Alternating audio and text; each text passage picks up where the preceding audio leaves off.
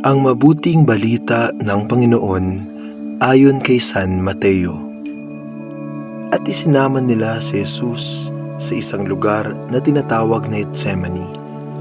Sinabi niya sa kanyang mga alagad, "Dito muna kayo, mananalangin ako sa dako roon."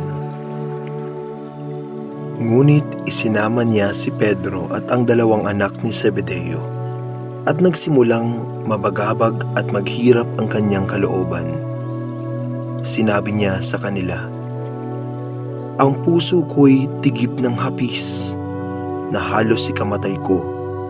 Maghintay kayo rito at makipagpuyat sa akin." Pagkalayo ng kaunti, nagpatira pa siya at nanalangin, "Ama ko, kung maaari ilayo mo sa akin ang kalis ng paghihirap na ito. Gayunman, huwag ang kalooban ko, kundi ang kalooban mo ang mangyari." Nagbalik siya at dinatnan niyang natutulog ang tatlong alagad. Sinabi niya kay Pedro, "Talaga bang hindi kayo makakapagpuyat na kasama ko kahit isang oras man lamang?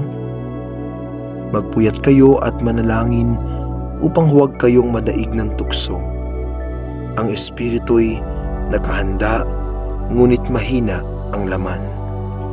Muli siyang lumayo at nanalangin, "Ama ko, kung hindi maiaalis ang kalis na ito nang hindi ko iinumin, mangyari ang iyong kalooban." Ang mabuting balita ng Panginoon. Pinupuri ka namin, Panginoong Hesukristo. Gayunman, huwag ang kalooban ko, kundi ang kalooban mo ang mangyari.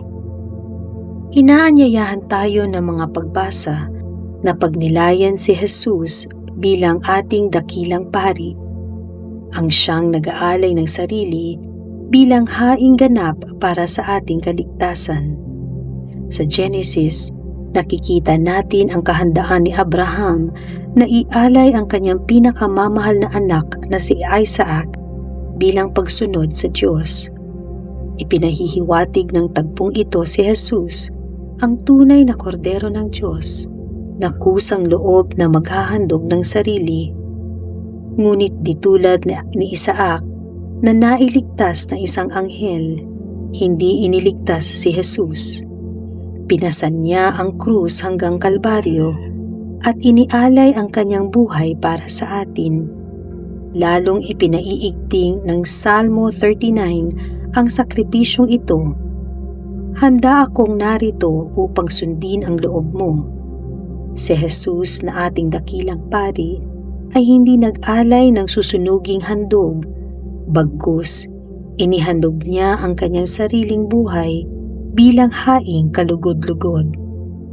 Sa tagpo ng mabuting balita, masasaksihan natin si Jesus na nagdaranas ng matinding kalungkutan sa halamanan ng Getsemani.